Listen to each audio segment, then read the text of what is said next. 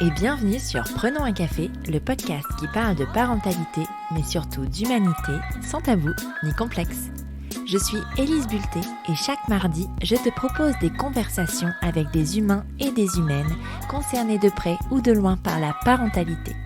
Nous échangeons sur des sujets importants de société, souvent éloignés des contes de fées, mais toujours criants d'actualité. Et c'est parti pour un épisode inédit. Cette semaine, je reçois Élise Marsande, présidente de l'association Maman Blues, qui est un espace qui permet aux mères de témoigner librement de leurs difficultés maternelles. Des difficultés maternelles, Élise en a connu dès la naissance de sa fille, et même avant, puisque ses troubles dépressifs ont commencé au tout début de sa grossesse. Et puis les mois ont passé, l'accouchement est arrivé, sa fille aussi, mais le bonheur tant attendu n'a pas pointé le bout de son nez. Le jour de sa sortie de la maternité, Élise est dans un flou total, au point de demander à son conjoint de l'époque de l'emmener aux urgences psychiatriques. S'en suivront des semaines d'hospitalisation pour soigner sa dépression sévère du postpartum. D'abord en clinique psychiatrique, puis en unité mère-enfant pour créer du lien avec ce bébé dont elle n'était pas en mesure de s'occuper au tout début de sa vie. Depuis, Élise a trouvé le chemin de la guérison et du devenir mère, et a fait de cette étape de vie un combat au sein de l'association Maman Blues, pour que plus jamais les mères ne soient laissées dans un tel état de détresse, pour qu'elles soient prévenues et accompagnées dans cette étape qui peut être aussi extraordinaire que destructrice. Tu penses être seule à galérer ? Mets tes écouteurs et prenons un café. Bonjour Élise. Bonjour Élise. C'est toujours rigolo. Bienvenue sur Prenons un café, je suis ravie de te recevoir. C'était tellement pas prévu, c'est trop chouette. Ah, c'est certain que là, c'était pas prévu, mais ça tombe parfait. C'est ça, c'était prévu mais pas prévu. C'est-à-dire qu'on avait envisagé, mais pas comme ça. Bienvenue à Lille en tout cas. Est-ce que tu pourrais, pour les personnes qui ne te connaissent pas, te présenter s'il te plaît ? Oui, donc je suis Élise Marsande, je suis la présidente de l'association Maman Blues, qui est une association d'usagères de santé autour de la difficulté maternelle, tout ce qui est souffrance psychique périnatale. Ouais, c'est un gros bébé. C'est un gros bébé, effectivement, qui a bien grossi. Ouais. Et on est plutôt heureuse qu'il grossisse, mais qui garde quand même une dimension humaine. Ouais. Et là, on est bien, là, je pense que... Ouais. Voilà, on prend de l'essor tout doucement, on est plutôt reconnu. Mais c'est un gros boulot. Ouais, carrément. Ouais. Je vais te poser la question traditionnelle de Prenons un café. Oui. Est-ce que tu as toujours désiré être mère ? C'est venu, je dirais, en y réfléchissant, parce que c'est quelque chose qui revient régulièrement et je me dis en fait comment c'est venu, j'en ai parlé à midi avec une amie. C'est venu surtout à l'adolescence, je dirais, au moment de plutôt fin lycée, début de fac. Ouais. J'avais en tête de me marier et d'avoir 2 enfants avec le papa de mes enfants et de vieillir ensemble. Donc le désir, alors je vais préciser, c'est quelque chose, en réfléchissant là, avec le recul, je me suis dit que c'était pas nécessairement un désir, c'est surtout que j'avais en miroir ma mère qui avait eu 2 enfants, et je me dis, est-ce que c'était juste parce que j'avais été élevée avec une sœur, et pour le coup, en fait ça c'est même, je crois que j'y ai jamais réfléchi avant d'avoir un premier enfant. Et je pense pas que c'était nécessairement...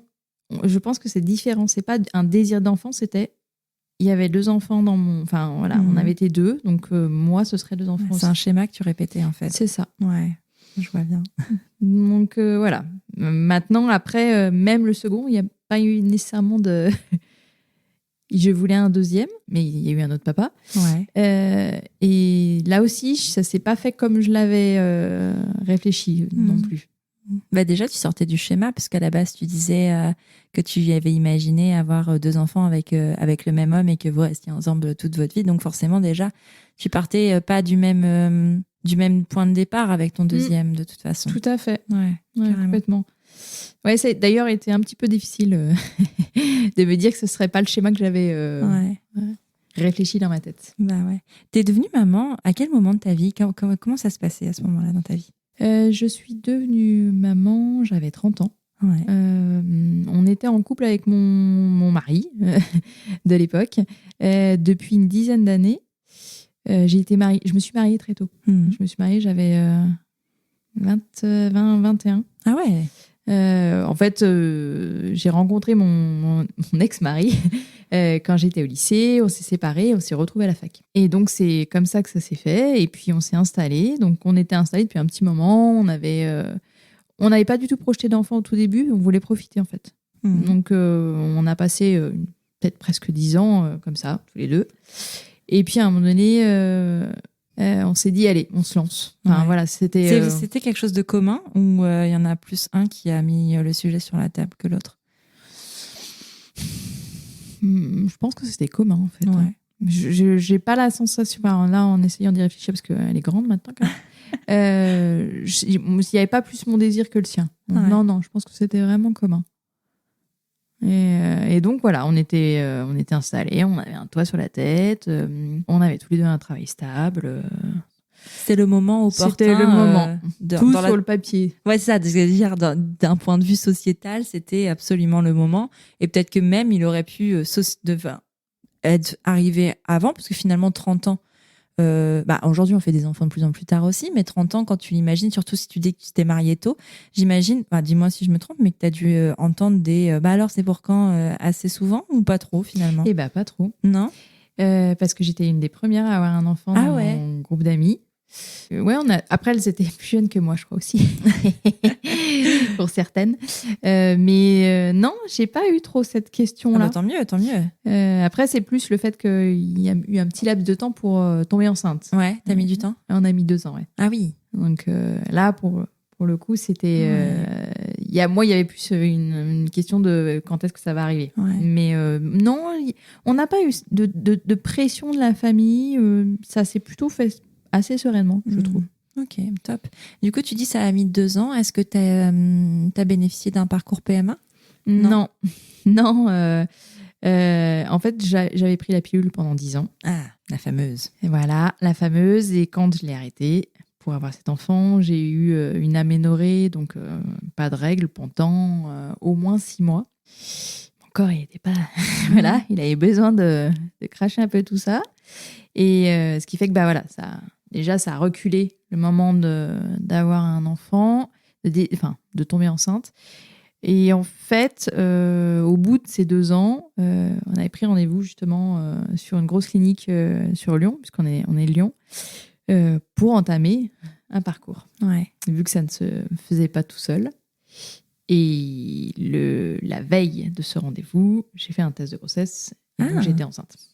Ok, donc pas de parcours PMA, mais comment tu vis toi cette attente-là? Il y avait un sentiment d'échec. Ah ouais. De pas être à la hauteur du truc. C'était pas nécessairement toutes les femmes tombent enceintes autour de moi, c'était plus je dois y arriver. Mais ça va avec la personne que j'étais à l'époque. Une question de contrôle, il faut que ça fonctionne. Et donc c'était vraiment ça qui se jouait, c'était il faut que ça marche. Et c'était difficile, mais je l'ai pas trop vécu de façon douloureuse. Je pense que c'était juste il fallait que ça marche. Ouais. On était dans ce truc d'objectif. C'est ça. Carrément. Et alors, quand ça marche, comment tu réagis? Alors, quand ça marche, je fais ce test. On voit la gynéco dans ce gros hôpital. Et je suis déjà en décalage, en fait. Je commence déjà... je me rends pas compte. Bien sûr. Parce que je peux le dire maintenant. Mais je suis contente parce qu'on y est arrivé. Donc là, je suis soulagée, ça fonctionne. Mais déjà là, il y a des choses qui se jouent pour moi où je sens que ça va pas être cool. Ok. Ah ouais, tu le sens à ce moment-là? Ouais, il y a déjà des prémices de... Au niveau psychique, psychologique? Ouais. Très, très rapidement. Mais en tout cas, moi, j'avais attendu... je sais pas... Dans l'imaginaire collectif, dans les films, c'est l'annonce, c'est waouh, c'est extraordinaire. Pas du tout, en fait.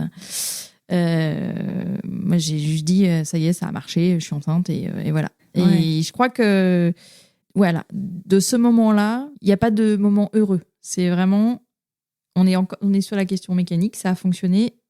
Maintenant, il faut l'étape passer. suivante. Voilà. Ouais, c'est vraiment comme des process un petit peu, où tu suis un peu mécaniquement et comme tu suivrais un dossier professionnel presque, où tu te dis, ben alors ça, c'est première étape, c'est fait, quelle est la suivante, machin, comment ça se passe. C'est un rétro-planning. Ouais, c'est ça. Non, mais ouais, C'est ça. carrément, je vois trop ce que tu veux dire. Est-ce que avant ça, est-ce qu'à ce moment-là de ta vie, t'étais plutôt à l'écoute de toi ou est-ce que t'étais plutôt du genre à foncer et à... Alors moi, je suis du genre hyperactive. Ouais. À l'époque, je faisais beaucoup de sport. Je parle de ça parce qu'il y avait un contrôle du corps. J'avais un poids tout à fait honorable. Voilà. J'étais un peu mince à l'époque. Je sortais, j'avais une vie sociale assez, on va pas dire intense, mais en tout cas, voilà, je voyais mes copines régulièrement. Je m'épanouissais dans mon boulot. Donc, je dirais que, en tout cas, cette période de ma vie, j'étais bien dans les baskets. Mais ouais. il y a quand même il y a un mais. Il y avait une question de, je pense que je savais pas qui j'étais, hein, vraiment. Ouais. Enfin, je ne me connaissais pas encore. Et je suis pas certaine que je prenais tant de soin de moi que ça. Je faisais énormément de sport. J'ai eu une période avec une grosse addiction au sport. Ouais. Et c'était quoi ton moteur pour faire autant de sport? Il y avait, parce que quand on s'est mis en couple, après, à un moment donné, j'ai pris beaucoup de poids. Enfin, c'est une façon de parler. J'ai pris 10 kilos, donc j'ai voulu les reperdre. Mais comme je peux me retrouver dans certaines facettes de ma vie, c'est pareil. Il y avait un objectif, il fallait l'atteindre, et c'était la perte de 10 kilos. Donc voilà, je m'y tenais. Et c'était pas nécessairement le bien-être, il y a cet objectif à atteindre. Donc j'étais heureuse, hein. Mais je pense qu'il y avait quand même quelque chose en fond qui pointait le bout de son nez, en plus du petit bébé. C'est ça. Non mais c'est marrant parce qu'en fait c'est vrai que les bébés sont pas seuls à pointer le bout de leur nez généralement. Ils viennent avec tous tes bagages. Tu sais, ceux que tu as laissés loin, et eux ils vont les chercher. Ils sont forts pour ça, les enfants. Enfin, je sais pas si c'est les enfants en général ou c'est la maternité qui fait ça en tout cas. Mais ouais, c'est ça finalement. Ça va chercher au plus profond de toi. Et alors, comment tu vis cette grossesse, en tout cas, du début jusqu'à la fin, avec cette... tu disais qu'il n'y avait pas de joie, en tout cas, que c'était plus dans le contrôle. Comment ça se passe? Eh ben, ça va être une grossesse... moi, je la compare à un calvaire, hein, à la fois physique et psychique. Donc, j'ai appris ma grossesse, je devais être à 1 mois et demi. Et peu de temps après, j'ai eu des pertes de sang, avec un décollement placentaire. Donc, il a fallu que je sois alitée à ce moment-là. Sauf que, au lieu d'être alitée quelques semaines, j'ai été alitée toute ma grossesse. Donc, du moment où on m'a dit faut arrêter votre travail, va falloir rester allongé, pour moi, ça a été extrêmement violent. Ouais. De plus avoir le contrôle de mon corps. C'est le début de la perte de contrôle liée à la maternité. Hein. Ouais. Et je crois que je m'étais pas attendue à ça. Attends, parce que c'était il y a combien de temps? Parce que déjà, autant, moi, il y a 5 ans, il n'y avait pas trop de libération, mais alors j'imagine qu'avant... Un peu plus de 13 ans. Ouais. Puisque ma fille va avoir 13 ans. On parlait pas tellement autour... Non. Non. Non, et puis moi, je sais qu'il n'y a pas eu tant de transmission que ça. Ouais. J'ai été la chercher après la transmission. Et comme il y avait ma sœur qui avait eu 2 enfants. Ouais.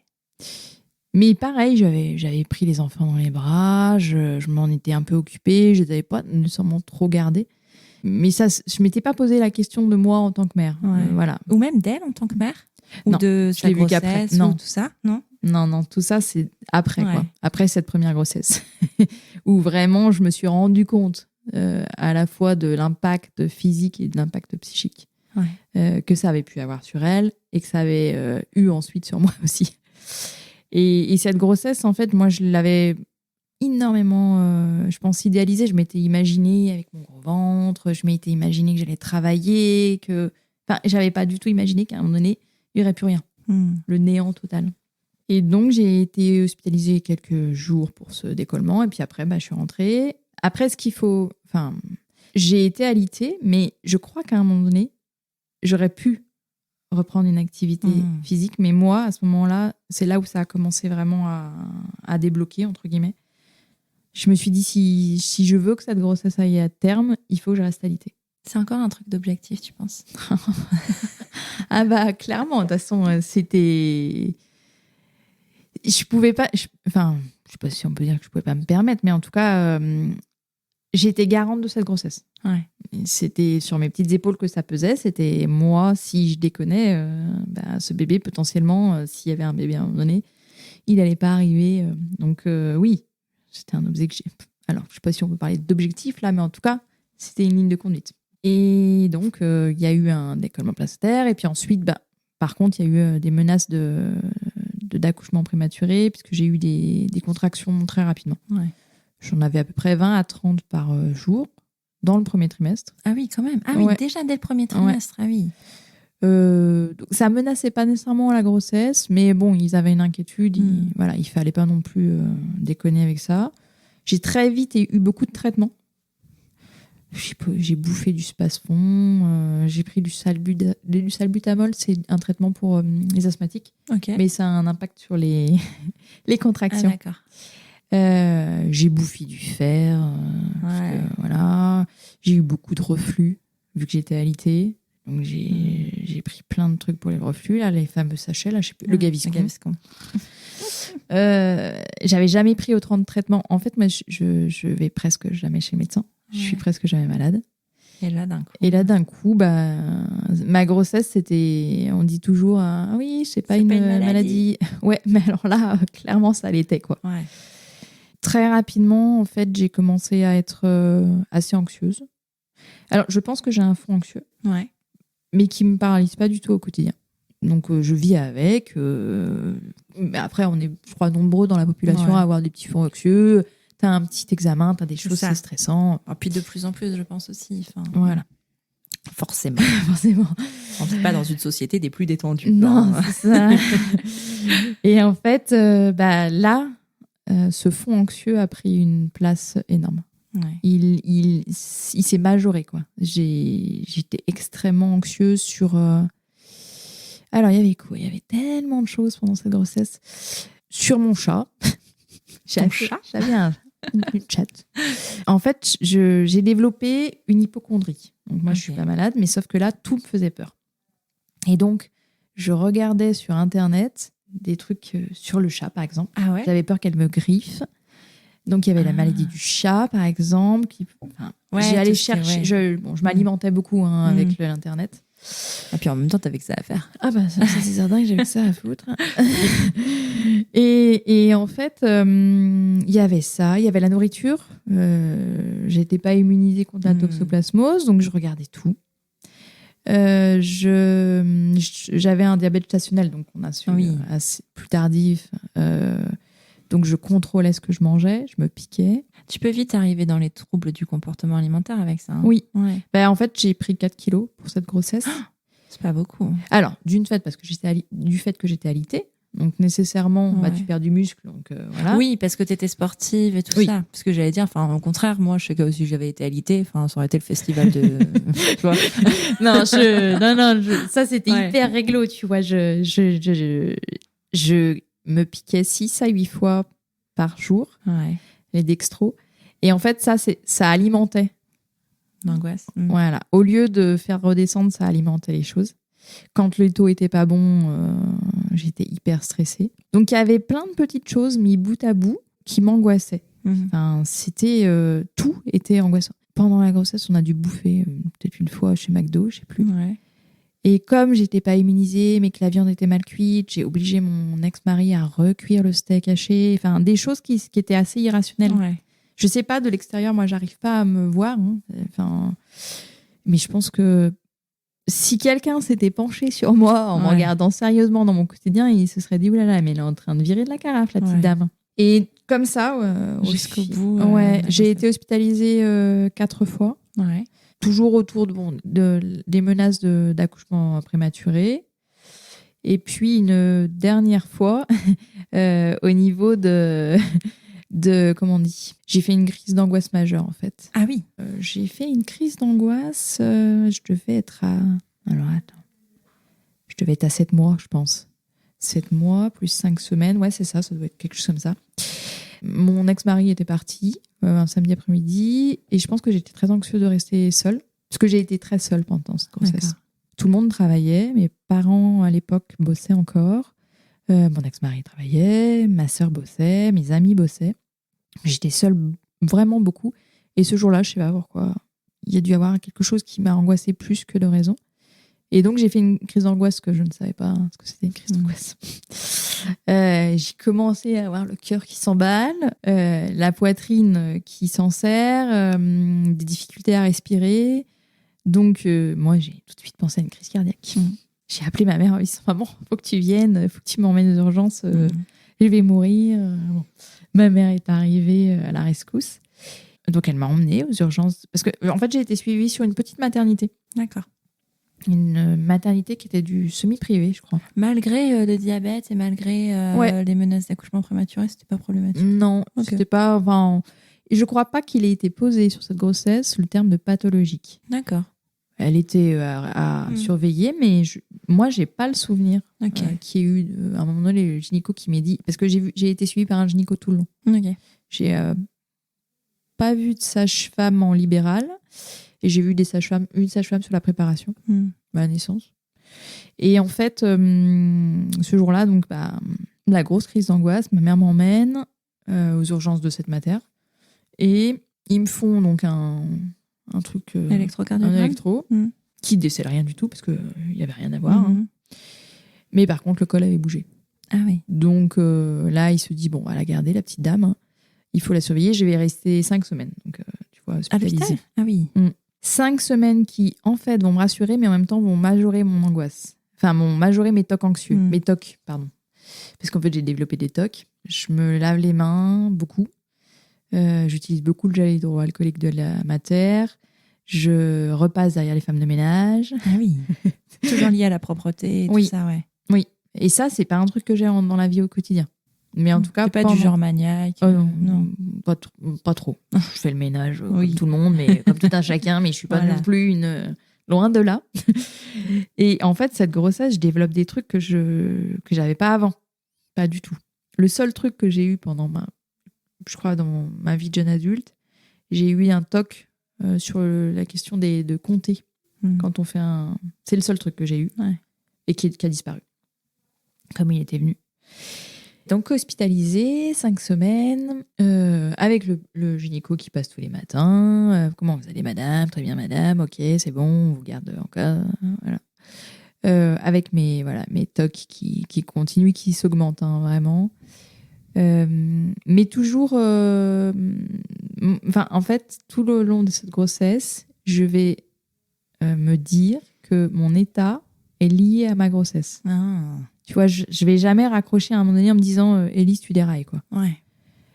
Mais autour de toi, on te dit rien? Enfin, genre ton ex-mari ou tes parents? Alors, mon ex-mari ne me dit rien. Par contre, ma sœur, et je pense très tôt, pendant la grossesse, me dit Élise, tu devrais consulter un psychologue. Elle avait vécu la transition à maternelle pas si longtemps, peut-être avant, c'est peut-être pour ça? Je sais pas. Hein, alors, ses enfants sont bien plus grands que les miens. Ah, quoi que je dise ça. Oui, enfin, je dis ça. Mon c'était neveu, encore peut-être plus ou moins frais, tu vois. Mais en tout cas, voilà, elle sent qu'il y a quelque chose, mais moi, je l'écoute pas. Ouais. Ligne de conduite, quoi. On continue, malgré que ça soit douloureux, on va continuer comme ça. Et en fait, il faut que ça vienne de quelqu'un d'autre encore pour qu'à un moment donné, je me rende compte que ça va être mon ex-belle-mère qui va déclencher les choses. Mais en tout cas, au moment où ma soeur m'en parle, en fait, je pense que je peux pas conscientiser que moi, je puisse aller mal sur cette période-là. J'ai le contrôle. Ouais. Je pense que même si je l'ai complètement perdu, en tout cas, peut-être que moi, dans ma tête... Je crois que c'est un truc qui revient beaucoup, cette histoire de contrôle. Surtout sur les personnes qui font des dépressions postpartum ou même prénatales d'ailleurs. Mais ce besoin de contrôle et justement, tu te rends compte que tu ne contrôles rien. Plus rien. Et la maternité, c'est tellement ça. Enfin... C'est affreux. Mais en fait, cette première expérience, malgré tout, ça m'aura aidé pour le deuxième. Donc voilà, mais oui, à ce moment-là, moi, j'ai encore l'espoir que je contrôle quelque chose. Pas du tout. Point du tout. Et en fait, mon ex-belle-mère va arriver dans l'équation juste après cet hospice. Il me relâche. Il me relâche dehors. Il me laisse courir. Voilà.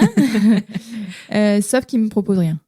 Bon Alors là, je dois rester alitée. Ouais. Encore 2 semaines pour éviter la grande prématurité. Mais voilà, madame, débrouillez-vous, rentrez chez vous, mais voilà, ça va s'arrêter là. Et même à l'hôpital, ils se rendent pas compte qu'il y a des troubles anxieux et qu'il y a peut-être un suivi psy qui est nécessaire. Non, personne. La seule personne, et je le dis à chaque fois que je témoigne, c'est une ostéopathe qui a eu un petit... Je l'ai senti. Elle, je suis certaine qu'elle a senti qu'il y avait quelque chose, mais je l'ai vue qu'une fois. Mais tu vois, j'ai vu beaucoup de kinés parce que j'ai beaucoup souffert des cervicales allongées. J'ai vu une diabétologue pour le diabète. J'ai vu le gynéco quand même un certain nombre de fois. J'ai vu des sages-femmes. J'ai vu plein de gens. Ouais, mais jamais personne. Mais jamais personne, non. Et puis, en fait, il n'y a pas cette question de comment je vais psychiquement. Ouais, mais tu vois, ça devrait être quand même essentiel. On me demande juste de tenir le choc et ça va le faire, quoi. Oui, c'est les fesses, mais en madame. fait, la grossesse en elle-même, c'est un gynéco qui m'avait dit ça une fois quand je suis intervenue. Il me dit, mais rien que votre grossesse, c'était le voyant, quoi. Le truc d'alarme en disant, cette dame, à un moment donné, peut-être qu'elle va craquer, quoi. Mais non. Donc, je garde mon truc, je continue, vaille que vaille. Et donc, je rentre à domicile. Et donc, mon ex-belle-mère va me proposer de venir m'aider pour me nourrir. Elle m'oblige à manger. Elle va me laver. Enfin, en y repensant, c'est complètement... Pour moi, je suis pas pudique, mais je me suis déshabillée devant elle, tout ça. Et je me rends compte que j'étais vraiment plus moi-même, quoi. Parce que, à part ma mère et encore, il y a quand même une distance. Là, j'étais vraiment... J'insiste là-dessus parce que sur l'après, en fait, encore, je suis complètement désinhibée. Et en fait, je suis plus moi, donc les gens peuvent faire ce qu'ils veulent. Et donc, elle va me faire mes repas, tout ça, et à un moment donné, elle va me dire, Élise, tu vas pas bien.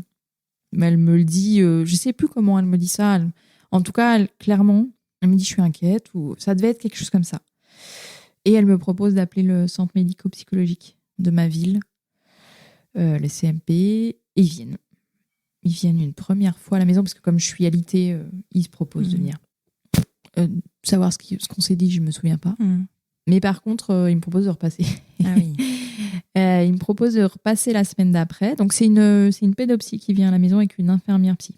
D'accord. On a un premier échange. Et puis, la semaine d'après, je suis dans la 37e semaine d'aménorrhée. La sage-femme, elle vient. Et là, elle me dit, Élise, madame, c'est bon, vous pouvez accoucher. On a bouger. Passé, vous pouvez bouger. Et cette sage-femme, c'était une sage-femme d'origine des pays de l'Est. Et elle n'était pas du tout empathique. Elle me dit, nous, dans notre pays, faut continuer, madame, ça va le faire. Hein. Oui, parce qu'en fait, ce que j'ai pas dit, c'est que j'ai développé un trouble anxieux, mais en plus, derrière, ensuite, j'ai coulé vers la dépression. Ouais. C'est pas juste des tocs, il y avait aussi toute la tristesse qui s'est installée. Déjà, avant l'accouchement, c'était vraiment avant la naissance, j'étais vraiment très mal. Il y a des trucs qui m'ont raccroché un petit peu à la réalité, à savoir chercher une nourrice. Je l'ai fait là dans les semaines qu'on précédait. Et ça encore, c'était un objectif. Donc j'ai appelé. C'était des étapes classiques. Ça, c'est encore quelque chose que tu peux contrôler. Ça, je pouvais le contrôler, même si je l'ai pas rencontré. En tout cas, c'est moi qui l'ai trouvé et c'est elle qu'on a choisi. Ouais. Et donc, quand elle me dit, vous pouvez accoucher, madame. Et le jour même, je décide de me déplacer. J'ai pas mentionné qu'on a quand même déménagé. Ah oui, juste avant que je sache que je suis enceinte, on déménage dans un appartement donc que je ne connais pas, dans une ville que je ne connais pas. Donc j'ai une perte de repères importante. Et donc quand elle me dit ça, je fais un brin de ménage. Je fais des créations. À l'époque, j'ai très manuel, donc je range mon petit coin, tout ça, et le travail se met en route tout de suite. Comme quoi, c'était une vraie menace. Oui, c'était une vraie menace, mais je pense que mon état psychique a majoré vraiment les contractions. Enfin, à mon avis, parce que pour mon fils, pour mon deuxième, j'ai eu des contractions très tôt aussi. Ouais. Et ça voilà. Donc, c'était vraiment lié. J'ai un utérus hyper contractile. Donc, il y avait une cause, on va dire, physique. Mais il y avait aussi cet aspect psychique.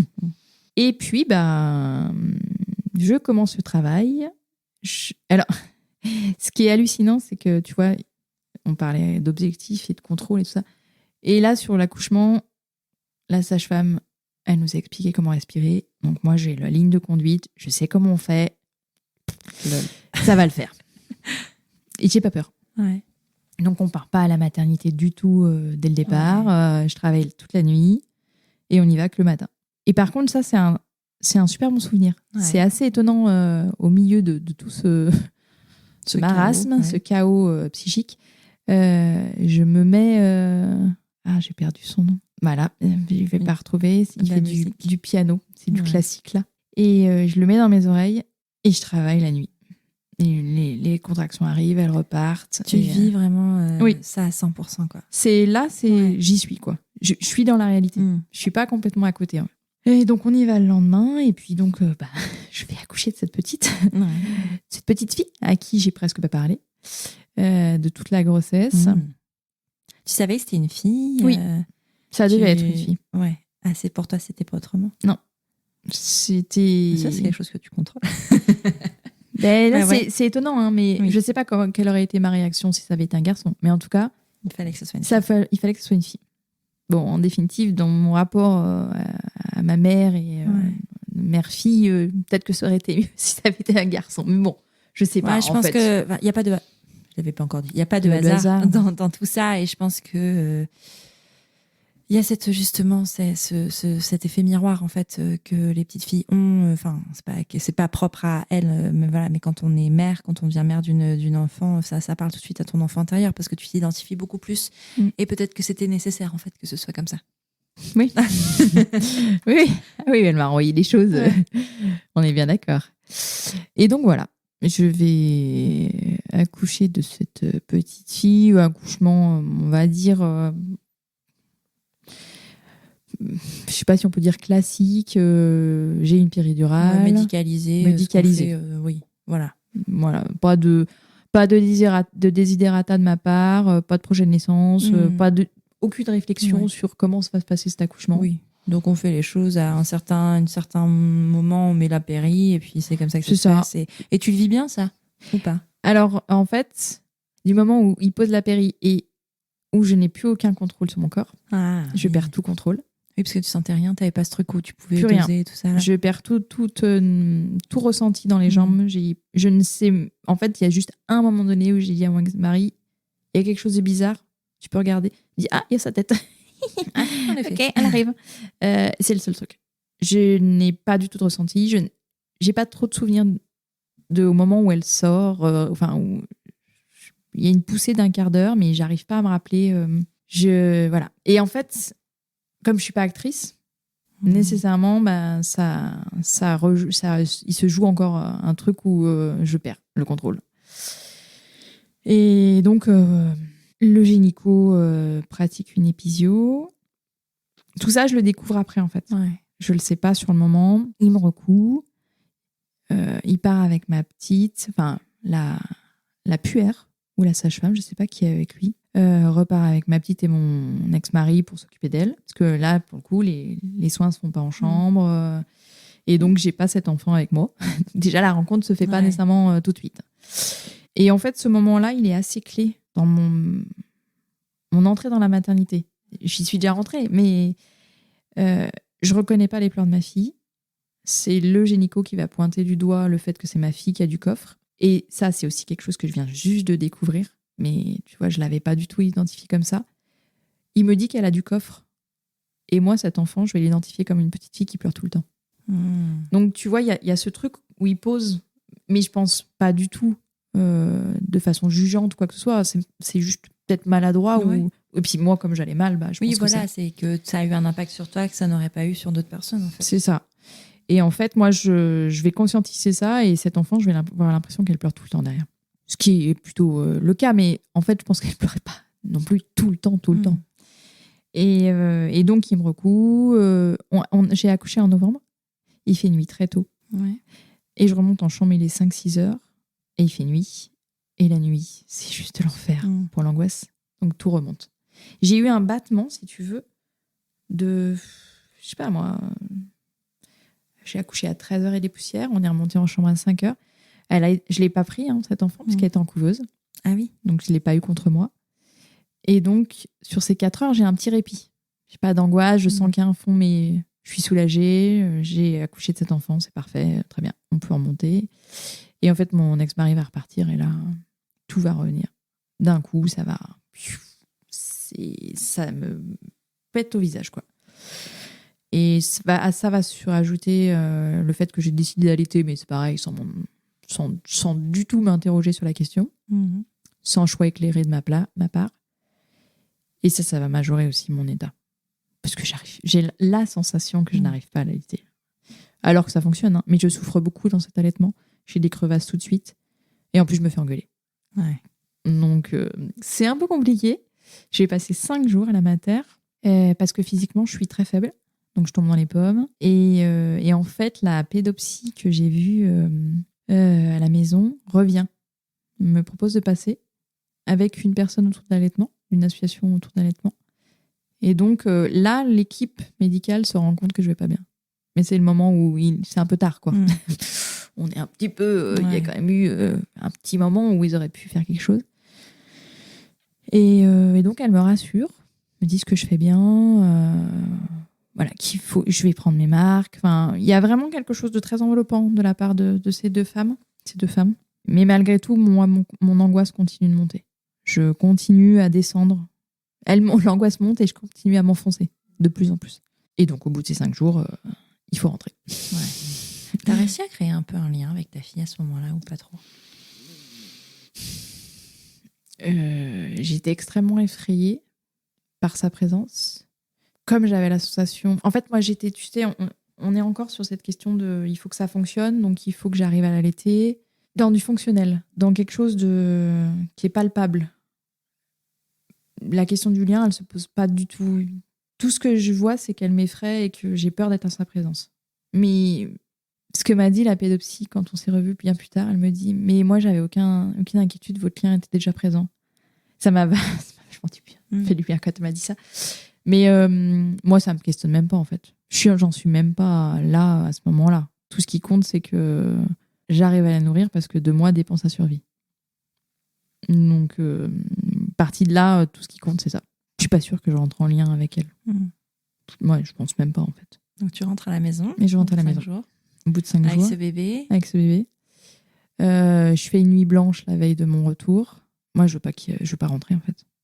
Je peux pas rentrer, c'est pas possible, je vais trop mal. Mais je le dis pas. Et la seule personne à qui je le dis, c'est mon ex-mari en l'appelant 15 fois. Mais c'est tout, et puis lui, il comprend pas. Il comprend pas ce que je suis en train de traverser. Je suis méconnaissable, en fait. Je pense que autour de moi... Alors, mes parents, à l'époque, comme ils bossaient... Enfin, j'arrive pas à me souvenir si je les voyais beaucoup. Alors, il faut que je remette les choses dans leur contexte. C'est la grippe H1N1. Donc, comme j'ai développé beaucoup d'hypocondrie, j'ai fait le vide autour de moi. Ouais. Plus personne ne peut m'approcher, personne ne me touche, ne m'embrasse pendant la grossesse. Ouais. Et je pense que j'ai aussi mis la distance. Donc, je me suis aussi isolée moi-même. En plus de cet alitement qui m'a isolée, je me suis isolée. Et donc, quand on rentre de la mater, on rentre à J+5, donc j'ai accouché le 4 novembre, on est le 9. On rentre à 11h dans cet appartement que je ne connais pas. Parce que j'en ai vu que la chambre, en fait, puisque j'ai été allaitée dans ma chambre pendant tout ce temps. Et en fait, elle va réclamer à manger vers 13h, 13h30. C'est rigolo, parce que c'est en même temps que l'heure de sa naissance. C'était entre le 10 ans, tu vois. Elle réclame à manger, et là, je décompense. Je perds pied. Je perds pied parce que je sais pas quoi faire. Je sais pas s'il faut que je la nourrisse, je veux pas la nourrir, et en même temps, c'est ce qu'il faut faire. Là, mon ex-mari, il me regarde, il me dit, mais... Donc, il appelle sa mère. Il appelle sa maman, qui lui dit, t'appelles le 15, là. Tu cherches pas, il appelle le 15. Et donc, ils m'ont au téléphone, je sais pas ce qu'on s'est dit. Je me rappelle pas. Mais ils lui ont conseillé de m'emmener aux urgences psychiatriques. Et donc, on part tous les 3 aux urgences psy. Sur le chemin, j'essaye tant bien que mal d'appeler ma mère, mais j'y arrive pas. Parce que appeler ma mère, ça signifie que je suis pas capable d'être mère. Donc, pour moi, c'est extrêmement violent. Et donc, on va aux urgences psy du Vinatier, qui sont des grosses urgences à Lyon. Et on va y rester très longtemps sur la journée. On va arriver sur les coups de 15h et on va repartir à 22h. Ah oui. C'est très long. C'est pas des conditions idéales quand tu es une jeune maman postpartum avec un petit bébé. C'est ça. Je viens d'accoucher, j'ai des douleurs. J'ai des douleurs partout. Bah ouais. Mais en fait, je crois que le physique, là, à ce moment-là, il n'existe plus. Il n'existe plus. Je dis souvent qu'il y a une sensation d'urgence. Tu vois, là, je sens que je vais crever, en fait. Ouais. Et si quelqu'un ne fait pas quelque chose, je vais mourir sur place, quoi. Donc, on attend très longtemps. On n'a pas pris de lait, on n'a pas pris de couche. Donc, il repart avec ma fille, mon ex-mari. Ouais. Et en fait, les urgences psy... Alors, c'est un monde dans un monde, déjà. Hein. Là, tu sais que tu as passé un cap.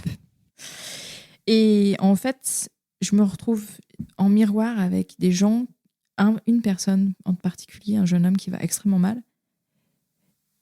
Je me rends pas compte, hein, c'est parce que j'ai écrit en fait là-dessus, je me suis remémoré ce moment-là où j'ai été aux urgences.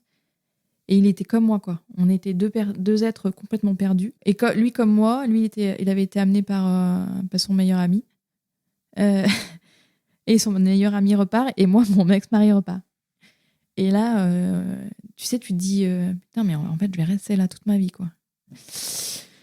Et puis, il y a des gens qui essayent de sortir. Ils n'ont pas le droit de sortir. Enfin, ils empruntent un briquet, mais il faut le rendre à l'entrée. Enfin, je me rends bien compte que j'ai passé un truc et que c'est pas anodin, quoi. Et donc, mon ex-mari revient, bien évidemment. Il a laissé ma fille, notre fille, il l'a laissée, je crois, à ses parents. Je pense. Ouais, c'est ses parents. Et donc, on va être reçus à 21h, 22h. Alors, par 2 personnes. Je crois que c'est encore des femmes. Et donc, il y a un diagnostic de dépression postpartum qui est posé. Ouais. Ça le serait à moins. De toute façon, j'ai continué. Oui. J'aurais pu, hein. Peut-être il y a des femmes comme ça qui font des dépressions prénatales et une fois l'accouchement passé, c'est fini. Mais là, non. Non, j'étais descendue trop bas pour en remonter. Et donc, il y a plusieurs choses, en fait. Elle me demande ce que je veux. Moi, je ne suis pas en capacité de dire ce que je veux. Moi, tout ce que je veux, c'est qu'on s'occupe de moi, quoi. Je veux dormir, parce que j'ai 2 mois d'insomnie derrière moi. Donc, je veux dormir. Je veux qu'on prenne soin de moi. Je suis redevenue une petite fille. Il y a vraiment quelque chose de l'ordre de, il faut que quelqu'un m'enveloppe, quoi. Moi, je ne sais pas ce que je veux. Et moi, je veux juste qu'il s'occupe de moi. Donc, il y a la proposition d'une place... Enfin, il me propose, si c'est possible, de m'hospitaliser en unité mère-bébé. Donc, ce soir-là, j'ai pas le droit de rentrer chez moi. Alors, il ne le pose pas comme ça, bien évidemment, mais il m'intime de ne pas rentrer à domicile. Pour me préserver, mais je pense surtout pour préserver ma fille. Parce que je suis dans un état quand même psychique très dégradé. Et je pense que, déjà, qu'elle a bien morflé in utero, mais alors là, je pense que ça va finir de l'achever. Et donc, je vais dormir chez mes parents. Ok. Ce soir-là, il m'accueille. C'est mon papa qui me prend dans ses bras, qui essaye de me rassurer. Avec ma mère, on a une relation, on est proches, mais comment dire, pudique. Ouais, et puis c'est mon père, c'est mon père, mon confident, c'est mon père, c'est ma figure, voilà. Et donc, je vais rester 2 jours en fait chez mes parents parce que il faut attendre l'appel des urgences pour savoir à quelle chose je vais être mangée. Et donc, il me rappelle et on y retourne avec mon ex-mari. Donc pendant ce temps, quand même, je me bats avec mes montées de lait qui sont arrivées. Je souffre beaucoup. En fait, le pendant physique est très important parce que je vais me battre longtemps avec le côté physique. Et à un moment donné, quand les choses vont enfin rentrer dans l'ordre, il va falloir que je m'attelle au côté psychique. Donc ma mère me bande les seins. C'est épique cette montée de lait. C'est très très douloureux. Je souffre beaucoup. Et donc on retourne aux urgences psy. Et donc, alors il y a 2 choses aussi là. Il n'y a pas de place en unité mère-bébé. Mais ce que je sais maintenant, c'est que j'allais trop mal en fait pour être pris en charge sur une structure. Il fallait déjà que je sois stabilisée. Donc, il me propose une place en clinique psy. Sans ma fille, bien évidemment, je vais être hospitalisée. Alors moi, pour le coup, je m'en fous. Ils font ce qu'ils veulent, mais ils me proposent un soin. Et alors, je me rappelle pas si c'est dans la foulée. C'est le lendemain. Je pense que c'est le lendemain. Ouais, c'est ça. Je suis hospitalisée sur une clinique. Alors, c'est une clinique psy, c'est assimilé. Alors, je sais pas si on peut dire que c'est assimilé à une clinique de repos, mais en tout cas, c'est pas un hôpital psy. Ouais. C'est une clinique. Avec tout type de, on va dire, de pathologies. Dépression sévère, des bipolaires. Pas des gens avec des grosses pathologies, mais des petites pathologies, quoi. Pardon. Des petites pathologies. Des petites pathologies. Alors, la bipolarité. Non, pas des petites pathologies. Il y a moins plutôt, petit. Voilà. Mais plutôt, voilà, des gens qui sont pas inquiétants, entre guillemets, pour la société, en tout cas, là, tout de suite. Ouais, bien sûr. Et donc, je vais encore rentrer dans un monde. Je vais être hospitalisée 2 mois. Mais alors, déjà, il va y avoir c'est très, il y a un process. Hein. Tu es hospitalisé les 15 premiers jours, il y a le temps d'adaptation du traitement, tu n'as pas le droit de sortir. Pas de visite extérieure non plus. Pas de visite extérieure. Ensuite, tu peux prétendre à commencer les soins. Et après, tu as des visites. Et puis surtout des sorties qui peuvent être autorisées. De toute façon, moi, les 15 premiers jours, ça se pose même pas. Je me dépatouille avec mon physique. Hein. Je souffre toujours de mes montées de lait. Je vais en souffrir pendant 15 jours à me batailler avec mon truc, là, savoir comment il faut que je fasse. C'est une amie sage-femme qui vient m'aider. Elle vient pas, mais je crois qu'elle donne une... Comment ça ? Je sais plus. En tout cas, pendant ces 15 jours, j'ai la possibilité d'avoir une ordonnance pour l'homéopathie. Elle m'explique qu'il faut que je désengorge, je prends des douches. En fait, je suis complètement axée là-dessus. Ouais, ça me fait mal au sein quand on parle d'allaitement. Je sais pas pourquoi, c'est des trucs comme ça. En plus, rebolote pour le deuxième, les montées de lait, l'enfer. Bon. Et donc voilà, sur ces 15 premiers jours, moi, je dors. Je me dépatouille avec mes montées de lait. Et puis, c'est hyper rythmé. L'objectif, c'est aussi de retrouver un cadre pour certaines personnes qui n'arrivent plus à avoir de rythme. Donc, on se lève à telle heure, on prend les cachets, on va déjeuner. Il y a les rendez-vous du matin. Tu manges à 11h30 comme les poules. Hein. L'après-midi, tu as parfois des activités où tu dors. Tu manges à 18h30. Les cachets à telle heure. C'est tac, tac, tac, tac, tac. Et moi, ça me va bien. Je reprends le contrôle. Oui. Donc, 15 jours comme ça.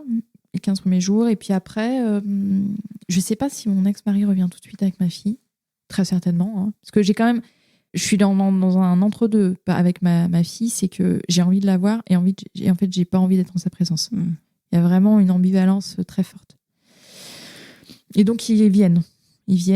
Alors, déjà, je suis pas contente parce qu'ils viennent pas régulièrement, pas assez. Mais en fait, ce que j'ai pas du tout conçu, ce que j'ai pas intégré dans ma petite tête, c'est qu'il s'occupe d'une petite fille, d'un bébé, tout seul. Il fait les nuits, le jour. Il est arrêté. Hein. Il est obligé de pas travailler. Voilà, il est arrêté 2 mois. Il se dépatouille en fait. Ouais. Donc, et moi, on en a reparlé. Je lui ai dit, mais je sais pas comment t'as tenu pendant ces 2 mois tout seul. Il n'a pas le choix. On a notre famille, hein, mais il n'a pas le choix. Il me l'amène régulièrement, je la vois. Sur place, je vois la psychiatre tous les matins. Un suivi psychologique est mis en place, mais assez tardivement, au bout d'1 mois, je crois. J'ai un traitement médicamenteux. Et puis, je vais commencer les séances d'art-thérapie. Voilà. Un truc hyper classique, hein, mais voilà. Avec pas du tout le côté bébé. Ouais. Ça, tu vois, il n'y a pas de postpartum, il n'y a pas de tout ça qui est mis en fait, ils savent pas comment faire pour mon allaitement. Ils sont un peu perdus. À un moment donné, je les entends parler de moi parce qu'ils savent pas comment faire. Donc, ils se demandent s'il faut faire venir un tire-lait, machin. Enfin, voilà. Il y a quand même une inquiétude autour de moi sur le physique, mais voilà, ils sont jamais eu... Enfin, je pense qu'ils n'avaient pas nécessairement eu de jeune mère. À ce point-là, ça va accoucher depuis 6 jours, quoi. Ouais, c'est ça. Et donc, ça se passe, hein, cet hospice. C'est pas classique. Je pense que sur une hospice de 2 mois, je suis pas certaine d'avoir rencontré beaucoup de femmes qui ont eu des hospices aussi longs. Il y en a, hein, mais... En général, c'est pas si long. Et donc, après, j'ai des comment on appelle ça ? Des sorties autorisées. Donc, tu sors quelques heures, ensuite tu sors une demi-journée, ensuite tu sors une journée complète, et ensuite tu sors une journée avec une nuit pour voir comment tu vis l'extérieur. Donc, je vois ma fille à ce moment-là. Enfin, ça se passe. C'est pas idéal, hein. C'est loin d'être très confort pour moi. Et sur la fin de mon soin... La psy qui me suit est aussi pédopsie sur une unité de psychopathologie périnatale. Le patient et le bébé. Ok. Ma fille va pas bien. Comment c'est détecté, le fait qu'elle aille pas bien ? Alors, pour le coup, elle a des troubles alimentaires, des troubles du sommeil et elle a beaucoup d'eczéma. Ok. Donc, elle a le combo magique, quoi. Un bébé est censé dormir 20 heures sur 24, un truc comme ça. Hein, je pense ce que disent les pseudo-chiffres. C'est faux, déjà, mais en plus, elle dort vraiment très peu. Ouais.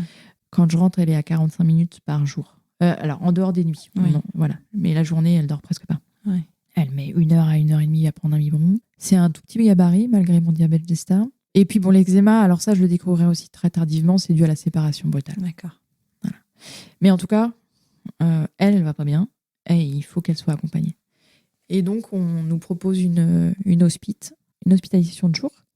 Donc moi, ce qu'il faut savoir, parce que autant faire les choses complètement de façon irraisonnée, je rentre de mon hospice, je réembraye sur mon travail, je reprends à 100% et on est hospitalisé entre-temps, en même temps. Oh là là, mais pourquoi?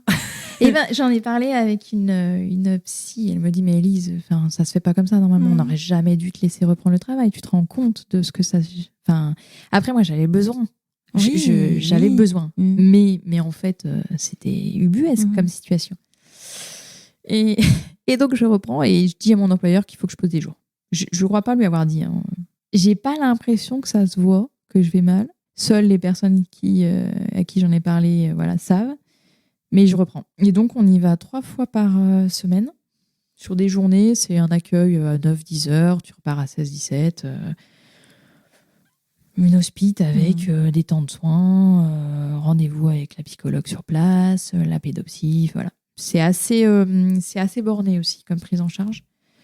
Et donc là, le but, c'est de voir comment va Ambeline, ma fille, comment ça se construit pour nous deux. Et donc, on va y aller 6 mois. Ah oui, quand même. Donc, tu as fait 2 mois plus 6 mois. Plus 6 mois. Ouais. Alors, c'est pareil, je ne suis pas certaine que ce soit des hospitaux si longs en général. C'est un petit peu plus court quand même, parce que là, on est sur quand même un truc hyper long. Mais comme j'ai sombré lamentablement pendant toute cette grossesse, je pense que je vais... Voilà, il faut raccrocher les wagons. Et puis, ma fille, elle a bien douillé, quoi. Donc, Et au bout de ces 6 mois, on décide d'arrêter. Hein. Voilà, d'un commun accord, ça s'arrête. Tout s'arrête, en fait. Moi, j'ai un soin aussi en libéral, parce que je vois aussi une psychiatre. Au début, je la vois 2 fois par semaine. Et puis, au fur et à mesure, on va espacer nos rendez-vous. Fin juin, début juillet, ça s'arrête. Alors, on ne va pas dire qu'on en est sorti, hein, pas encore, pas complètement. Mais en tout cas, je suis en capacité de rester avec elle, de m'en occuper. J'ai plus peur. Le lien s'est fait. Je sais que je suis sa mère, que c'est ma fille. Mais il va rester quand même des choses un petit peu qui vont se cristalliser autour de la nourriture. On va s'affronter avec ma fille sur la nourriture. Ah ouais. Mon côté contrôle est quand même toujours là. J'ai quand même un fonctionnement qui est là depuis des années. C'est difficile d'en sortir comme ça d'un coup. Et au niveau de la nourriture, je fais tout. Le truc complètement... Toutes les purées, tous les trucs. Je calcule, je pèse. C'est n'importe quoi.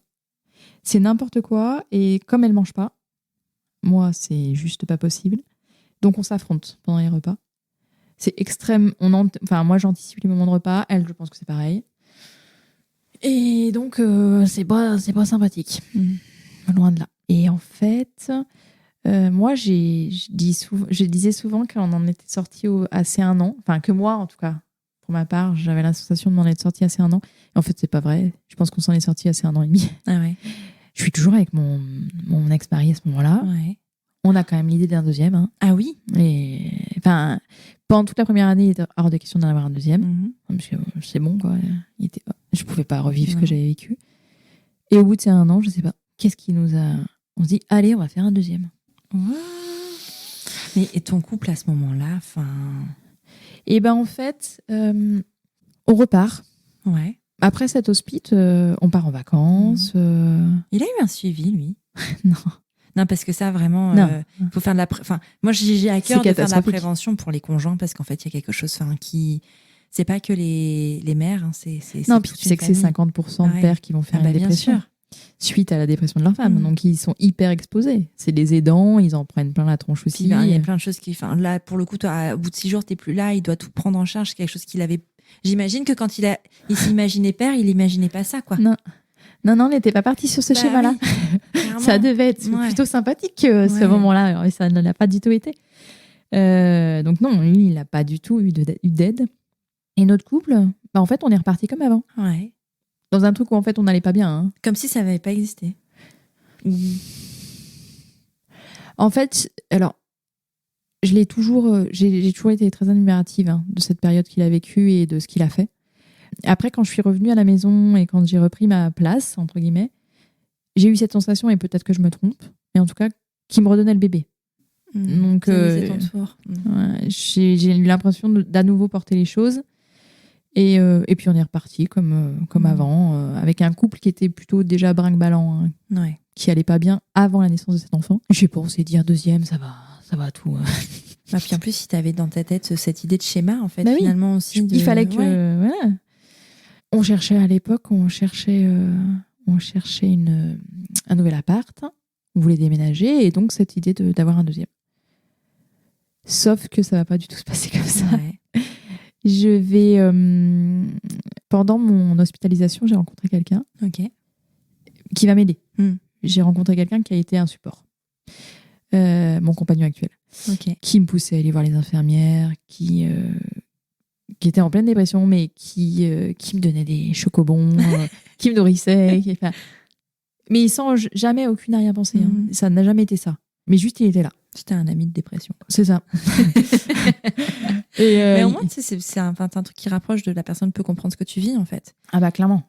Et puis lui, il y avait un gros passif. Donc, je crois que je lui faisais pas pitié, c'était pas le terme, hein, mais il comprenait vraiment. Il y avait vraiment une empathie ouais. forte par rapport à moi, et puis il avait envie que je m'en sorte, quoi. Et donc, je vais reprendre contact avec lui parce que j'ai envie de prendre des nouvelles. Bon, après, à un moment donné, je pense qu'il y avait quand même quelque chose. Enfin, en tout cas, à l'époque. Tu l'as pas conscientisé à ce moment-là, non, pas du tout.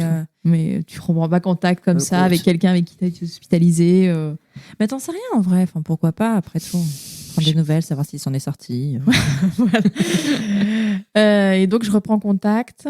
On doit être en janvier. On est pile poil dans l'année qui suit. Ouais, on a passé l'année. Et donc, de fil en aiguille, on commence à beaucoup échanger et à se rapprocher. Juste par l'écrit, hein. Juste, on se parle par SMS, tout ça. À l'époque, je rencontre aussi Maman Blues. Ouais. Mais en même temps, pardon de revenir sur ça, oui, mais vas-y. C'est quelqu'un qui a vu, en fait. Parce que, autant toi, pendant ton hospitalisation, ton ex-mari, par exemple, ou même tout ton entourage, voyait pas ce que tu vivais vraiment au quotidien, puisque tu étais plus isolée. C'est compliqué de savoir comment c'est les urgences, tu vois, l'hospice. C'est ça. Tu sais pas, en fait. Bah non. C'est à la fois un cocon. L'hospitalisation, c'est vraiment quand il faut en ressortir, c'est difficile. Hein. Mais il y a que les personnes qui vivent ça qui peuvent comprendre. Et donc, du coup, forcément, ça peut créer un décalage, pas forcément qu'avec ton conjoint, mais avec même toute ta famille ou même tous tes amis, tous les gens qui font partie de ta vie, qui en fait te revoient venir à la maison et pensent que c'est terminé et que c'est juste comme avant. Alors qu'en fait, toi, c'est presque quand tu vas vivre à l'étranger ou comme quand tu vas vivre quelque chose qui est complètement extérieur au quotidien des personnes avec qui tu vis. Mais en fait, ils peuvent jamais comprendre ce que tu vis. Alors que cette personne-là, c'était un homme et il se trouve que tu es hétérosexuel et que voilà. Mais ça aurait très bien pu être une copine, en fait. C'est exactement la même chose. Je pense que ça aurait pu être une femme, tout à fait. Tu vois? Et je pense que c'est ce côté vraiment, tu te raccroches à quelqu'un qui a vu et qui était avec toi à ce moment-là. Ouais. Après, entre autres, après, il y a des problèmes de couple aussi sans doute derrière. Non, c'est surtout que je pense qu'il y avait aussi... Il y a l'image paternelle. Ouais, oui, d'accord. Il est plus âgé que moi, bien plus âgé. On a un gros décalage d'âge. Et je pense que j'avais besoin de ça aussi. Ouais. J'avais besoin quelqu'un qui m'englobe, quoi. Qui m'enveloppe, Comme tu disais au départ, quelqu'un qui prenne soin de toi. Ouais.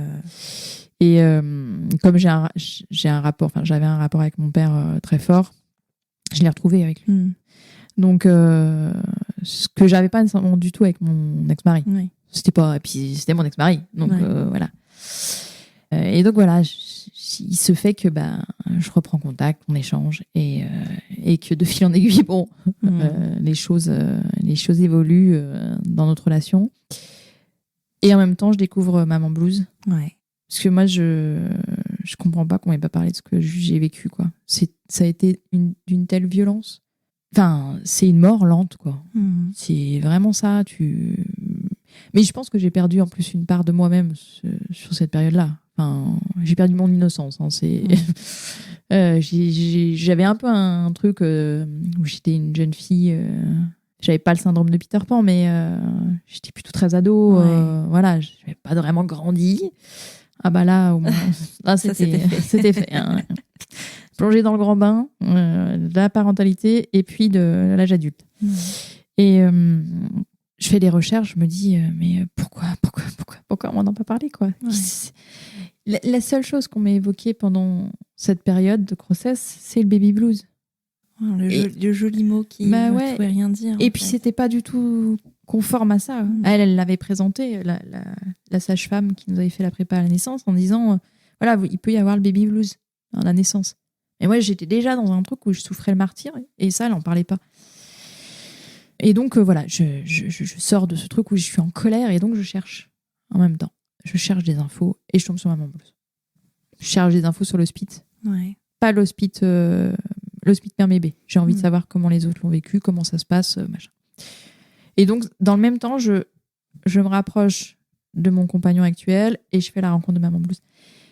Et ça a été décisif aussi dans, je vais dire, Ton question changement de vie. de changement de vie et puis de priorité. Ouais. Je voulais plus de ce que j'avais. Ce couple ne fonctionnait plus, hein, et on était ensemble depuis quand même un petit moment. Parce que quand on s'est séparés, ça faisait 13 ans qu'on était ensemble. Et donc, à un moment donné, j'ai dit, on va s'arrêter là. Enfin, j'ai dit. Un jour, on s'est assis et je lui ai dit, voilà, je crois qu'on est arrivé au bout. Et lui aussi avait conscience. Hein. Enfin, voilà, c'était pas quelque chose de nouveau, pas du tout. Mais bon, il m'a demandé, il m'a dit, il y a quelqu'un. Je n'allais pas mentir, on n'allait pas. Donc oui, je lui ai dit, oui, il y a quelqu'un. Bon, là, ça lui a fait un c'est autre croco chose. moral. Mais voilà, on savait qu'on était arrivé au bout de notre aventure à deux. Et donc, on a divorcé de façon très sereine. Hein. Ça n'a pas du tout été... on s'en est parlé en avril. Et en octobre, on était divorcés. Oui, très rapide, très simple. On n'avait pas de bien, pas de bien immobilier, pas de voiture, pas cher. Juste un enfant. Juste un enfant. C'est déjà pas mal. Hein. C'était déjà pas mal. Et ça, je crois que c'était... Parce que ça, par contre... alors, moi, j'ai dû faire le deuil de ce que j'avais rêvé. Ouais. Parce que ça, avant de décider de divorcer, j'ai eu ma sœur au téléphone. Parce qu'on en a longuement parlé. Et elle me dit, mais t'es sûre de toi? Enfin, voilà, il y avait vraiment... Et en fait, moi, en plus, comme je sais pas si on peut dire que je suis impulsive, c'est peut-être pas le terme, mais en tout cas, voilà, ma décision est prise. Quand t'as pris une décision, tu reviens pas en C'est arrière. réversible. Ouais. Et donc, voilà, on a décidé d'un commun accord de se séparer, de divorcer, de faire les choses en préservant le plus possible Ombeline. C'est ça qui a été le plus difficile aussi pour moi. Je m'en suis beaucoup voulu d'une part de lui... Alors, je me suis pas nécessairement sentie coupable de lui avoir fait vivre, de lui avoir vécu. Il est tard, on est vendredi. Qu'elle ait vécu ce que j'ai vécu pendant ma grossesse, parce que c'est notre histoire et ça, j'y peux rien. Par contre, je m'en suis voulu de lui faire vivre la séparation aussi jeune, alors qu'on a traversé un truc de dingo. Et puis, on est parti sur une garde alternée. Ouais. Donc, une semaine sur deux, j'avais pas ma fille. Et c'est une semaine sur deux pour se reposer. Hein. Oui, pour se reposer, mais au début, je l'ai pas vécu du tout comme ça. C'est vrai. Non, au début, ça a été violent. Je passais dans sa chambre, il y avait personne, elle était pas là, et ça, c'était dur. Elle était petite en plus. Elle avait 1 an et demi. Ouais, c'est... Mais à côté de ça, effectivement, avec mon compagnon, on faisait des trucs. Ouais. J'ai vécu une première adolescence parce que ça a joué. J'ai pas eu de crise d'adolescence, voilà. Et là, clairement, c'était top, quoi. Moi, là, on a été sur. Quand je dis que les problématiques de nourriture se sont arrêtées pour Ombeline ou 1 an et demi, c'est que quand mon compagnon est arrivé, mon compagnon actuel, il m'a dit, Élise, il faut que tu arrêtes là. C'est plus possible, ça. C'est insupportable. Vos temps de repas, les deux crient. C'est agréable pour personne, tout le monde anticipe. Maintenant, elle vient à table avec nous et elle mange comme nous. Ça suffit. Et en fait, faire un moment convivial finalement. Oui. Et faire quelque chose d'agréable. Oui, mais complètement. Mais ça, en fait, tu vois, il me fallait quelqu'un d'autre qui me dise non, arrête de déconner, c'est pas possible. Et de ce moment-là, ça a été terminé. Mais il fallait quelqu'un d'autre. Il fallait le déclic aussi. Enfin, ça vient pas si facilement. Ouais. Et puis moi, je voulais plus me battre en fait. Ouais. C'était trop violent, cette histoire de nourriture là, c'était insupportable quand tu sais comment elle mange aujourd'hui.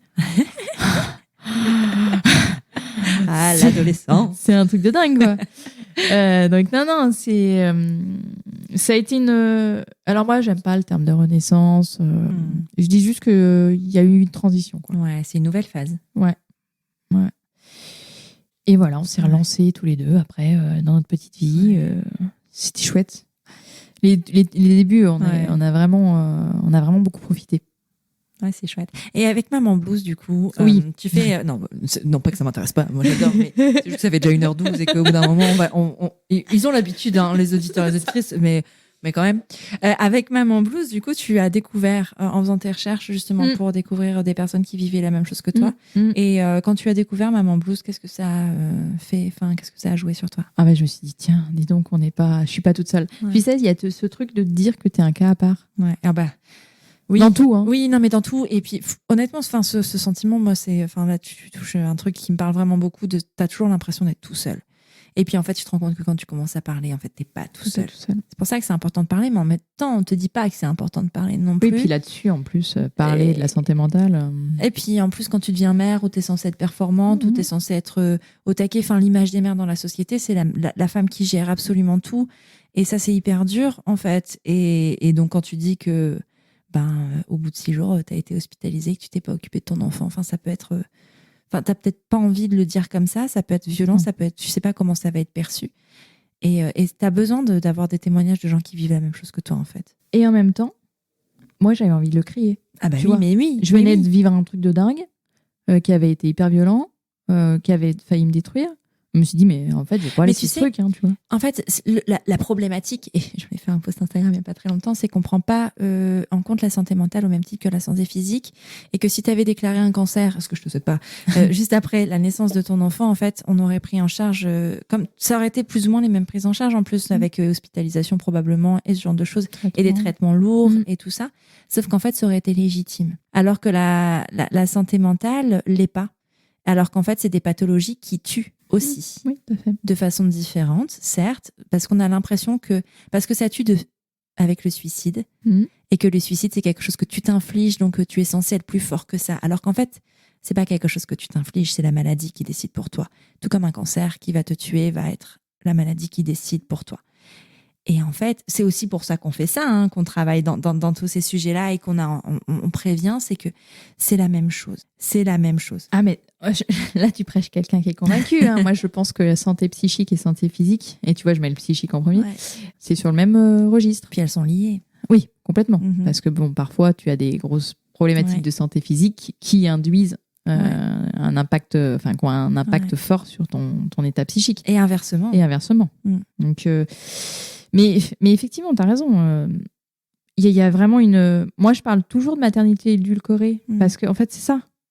Aujourd'hui, encore, je trouve, on est quand même sur un schéma. C'est pas un schéma, une image. Une image d'Épinal, tu vois. Un truc, elle est tout là-haut, la maternité, il faut l'atteindre, elle est extraordinaire. Puis toutes ces femmes qui sont belles, qui ont... Tu vois, et puis qui nourrissent leur enfant avec un regard d'amour et tout ça. Et en fait, le truc, c'est qu'il y a des femmes qui vivent ça, et tant mieux pour elles, en fait, c'est génial, tu vois. Mais faut pas oublier qu'il y a aussi beaucoup de femmes qui ne le vivent pas. Oui, et puis moi, je trouve qu'il y a besoin d'un entre-deux. Oui. Parce que effectivement, tu peux la vivre de façon très épanouie, mais pour autant que ce soit difficile à des moments. Ah oui, bien sûr. Donc, je pense qu'il faut... Moi, j'aime bien l'idée de... Enfin, j'aime bien le fait de pouvoir exprimer le fait que c'est tellement de choses à la fois. C'est multiple, c'est plein d'émotions, c'est plein de ressentis, c'est à la fois du bon et du pas top. Ça, voilà, il y a tout. Et ça doit pouvoir... En fait, moi, c'est ça qui m'énerve, c'est que tu es pas légitime d'exprimer que ça va pas. Et ça, je trouve ça tellement dommage. En fait, si, tu peux exprimer que à un moment donné, par exemple, ça va être peut-être très bien, et puis à d'autres, ça va être très dur. Mais pas forcément qu'avec la maternité, en plus, enfin, juste dans la vie. Alors, c'est difficile aujourd'hui de... Les gens... alors, soit on est dans des trucs hyper extrêmes où il y a un côté où on montre le très dur et il n'y a pas d'entre-deux, justement. Ou soit on est dans du truc où il faut positiver à fond. Non, on a le droit de manger des trucs devant la télé. On a le droit de rien avoir envie de faire de la journée. En jogging, ça, de glander tout le temps. Non, je pense qu'il y a... Moi, dans mon parcours, il y avait aussi toute la question de l'accueil des émotions, de mon droit, à avoir de la peine, à être triste, à aller mal. J'étais pas obligée d'être forte. Et ça, en fait, je me suis révélée en tant qu'être humain. Ouais. J'avais pas de super pouvoir. J'étais juste un être humain. Et aujourd'hui, je sais que j'ai des zones d'ombre, comme j'ai des zones, j'ai des ressources, des choses super. Mais mes zones d'ombre, elles sont là et elles resteront là parce qu'elles font partie de moi. Et c'est ça que ça a aussi révélé, moi, ma maternité. C'est que j'étais pas surhumaine et qu'à un moment donné, je pouvais tomber. Ouais. Comme tout le monde. Comme tout le monde, ouais, carrément. Et donc, Maman Blues. Maman Blues. Maman Blues. Oui, donc j'ai cherché. Moi, j'avais envie d'avoir des avis, de comprendre, de pas être le cas unique. Et donc, je me suis rendu compte que non. Et tout ce dont j'avais été privée pendant ma maternité, c'est-à-dire de pouvoir écrire, parce que j'adore écrire, et de lire, et ben là, je me suis rattrapée. J'ai écrit beaucoup. En fait, on a donc un forum qui est rattaché à notre site internet. Ce forum, c'est ce qui, au tout début, c'était un site et un forum. Donc, un espace d'écoute, de soutien, là où tu viens déposer à n'importe quel moment de la journée, de la nuit. Et l'écrit a quand même on peut dire une belle même si on n'est pas à visée thérapeutique, l'écrit a quand même une visée thérapeutique. Oui, bien sûr. Et c'est super chouette de pouvoir écrire, de déposer, de pouvoir revenir, de te rendre compte que tu as évolué, que tu as avancé dans ton chemin. De pouvoir déposer ces foutues angoisses qui sont complètement irrationnelles et te dire « Oh purée, quand je me relis, c'est n'importe quoi ». Moi, j'ai un rapport à l'écrit quand même très particulier, donc voilà. Mais en tout cas, j'ai beaucoup écrit.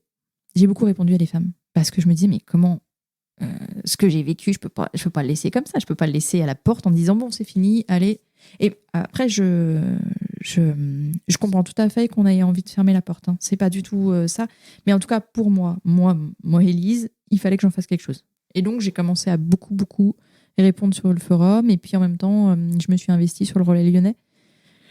Avec Christine Moulin à l'époque, qui avait créé le relais quelques années avant. Et donc, qui m'a chopée, qui m'a dit « Élise, tu veux pas animer les groupes de parole avec moi ?» Et donc, on a commencé l'aventure comme ça. C'était en 2011. On est en 2022. Je suis toujours là. En fait, je suis toujours portée par beaucoup de colère de voir que les choses évoluent, mais que des fois, tu te dis « Mais putain, on est toujours au même endroit. » quoi. Et ça m'énerve. Et puis, par l'envie que... Enfin, j'adore... C'est quand même dingue de dire ça, mais moi, j'adore pouvoir apporter mon soutien. Ouais. Je trouve ça extrêmement enrichissant. Et puis...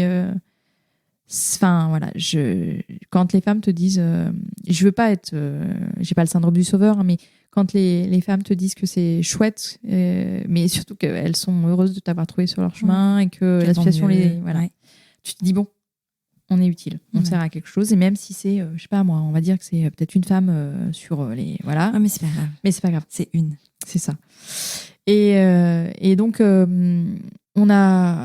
l'association a quand même beaucoup évolué depuis un certain nombre de temps, puisque le site et le forum c'est fin 2003, l'association c'est 2006. Ok. Et bon, aujourd'hui on a une 60aine de bénévoles, pas que sur la France. On a des francophones installés à l'étranger. Ouais. Alors, il y a des Belges, des Suisses, là, voilà. Mais en francophonie directe. Voilà, c'est ça. Il y a pas de voilà. Mais on a Laetitia sur l'Allemagne, on a Raymond sur la Côte d'Ivoire, Amanda sur la Nouvelle-Calédonie, on a Alice sur la Croatie. Donc voilà, ça fait des petits, voilà, il y a des petites choses qui s'installent un peu de partout, donc c'est chouette. Et toujours avec cette idée d'apporter du soutien aux femmes, aux proches. Parce que parfois c'est les proches qui prennent contact, et de pouvoir aussi, parce que c'est bien de pouvoir les soutenir, mais c'est aussi de pouvoir les orienter. Donc on a un répertoire interne qui nous permet d'orienter en fonction d'urgence aussi, parce que parfois il y a quand même une notion d'urgence, hein. Et ça toutes ces deux choses c'est hyper complémentaire. On peut pas seulement faire du soutien sur ce pendant-là. Je pense que c'est primordial de pouvoir orienter. Et puis après, il y a tout le travail avec les professionnels de santé qu'on a enclenché depuis plusieurs années et qui fonctionne bien, qui est prenant, mais qui fonctionne super bien. Ouais, trop chouette. Tu sais, moi, j'ai encore 1000 trucs à te demander. Oui. On n'est qu'à 1h20. Non, j'ai vraiment une dernière question pour le coup, parce que je pense que c'est quelque chose qui questionne beaucoup les mères qui traversent ce que tu traverses. Tu as quand même fait un deuxième enfant. Oui, c'est une question qui revient, c'est vrai. Non, mais c'est vrai, mais comment tu as appréhendé ce moment? Comment tu as appréhendé ce désir qui arrive de deuxième enfant? Et comment t'as appréhendé tout ça, quoi? Alors, ce deuxième enfant n'était pas censé. C'est une comme surprise. alors non mais ça, c'est un acte manqué, il faut arrêter de déconner quand même parce que il a 3 enfants, mon compagnon. Oui. Moi j'ai ma fille, donc on avait déjà 4, même si c'est des grands enfants de son côté. Et donc j'avais fait le deuil de ce deuxième enfant, tout en sachant que nous ne faisions pas du tout attention. Ah oui, d'accord. Oui, Mais ça- comme je ne suis pas du tout fertile, il y a eu un battement quand même, puisque ma fille a 13, mon fils a 9. Ouais. Mais il y a eu un battement où, malgré tout, pendant toute cette période, il n'y a pas eu d'enfant. Ouais. Donc on s'était dit implicitement, on se l'était pas dit verbalement, mais implicitement, il n'y aurait pas d'autres enfants. Et puis, je suis tombée enceinte. Hein. Parce que je pense que de toute façon, il y avait toujours ce deuxième enfant-là, quoi. De suite, j'ai su que ce serait différent. Enfin, ça s'est même pas posé. J'ai eu peur de me projeter et de me dire, est-ce que je lui ai dit, tu crois qu'on le garde, ce deuxième enfant puis en même temps, et en fait, oui, ça se pose pas, quoi. Donc, on s'est lancé. La grossesse a été chouette. Ouais. J'ai eu un décollement placentaire, j'ai souffert de diabète gestationnel. Oui, bon, ça. La même chose. Ouais. Mais j'ai fait différemment au niveau du suivi. J'ai choisi une sage-femme libérale, j'ai changé d'hôpital, je me suis imposée, j'ai refusé certains protocoles, j'avais décidé d'accoucher sans péridurale, des choses comme ça, tu vois, mais où je me suis rendue actrice du truc, alors que c'était pas du tout le cas pour la première. Ouais, après, et ça, s'il faut c'était le un dire, garçon. Ouais, alors ça, ouais, d'accord, peut-être, mais il y a aussi l'effet premier quand même. Tu peux pas anticiper comme ça quand tu sais pas ce que c'est, quand tu arrives dans autant d'inconnus, tu vois. Ah non, c'est certain. À moins que tu fasses partie un peu du truc, que tu sois dans le monde de la périnate, bien ou sûr. que Bien et sûr. encore, ça reste. C'est encore différent. Parce que pour discuter avec Chloé, justement, tu Ouais. sais, de mal de mer, ben, pour le coup, elle était dedans et ça l'a pas empêché Non, de. tout à fait. T'as d'autres angoisses, je pense, qui arrivent. Ah bah, Mais- clairement. Ah oui, Ouais. ça c'est certain. Et cette deuxième grossesse a été une chouette période. J'ai pris 13 kilos. Ouais. Et les photos, parce que j'ai fait un avant. On avait fait un album sur la page Facebook de l'association, on avait fait un album photo qui s'appelle L'autre versant de la maternité.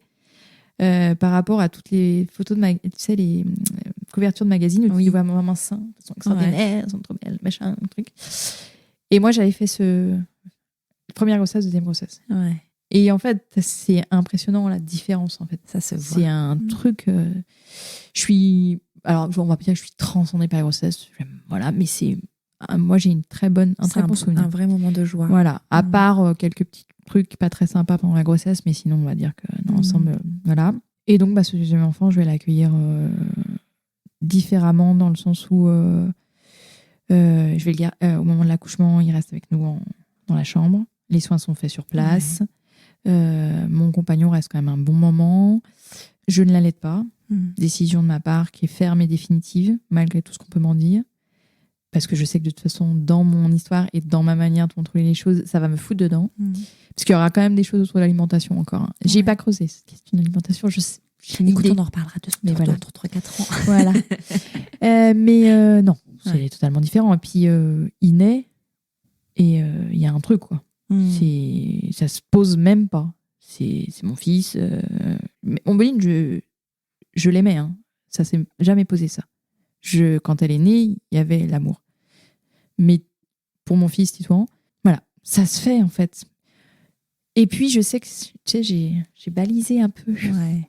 Donc on a discuté avec mon compagnon du fait qu'il fallait que je dorme. Ouais. Parce que ça, c'est un truc. La question du sommeil, tu te la poses pas pour le premier, mais je pense que tu te la poses pour les autres. Et voilà, donc on avait mis en place des choses. Je crois que faudrait sortir les statistiques en vrai, mais je crois que c'est aussi pour ça qu'il y ait, par exemple, moins d'allaitement peut-être sur les deuxièmes enfants. Parce que tu as peut-être plus besoin de sommeil. Parce que tu peux...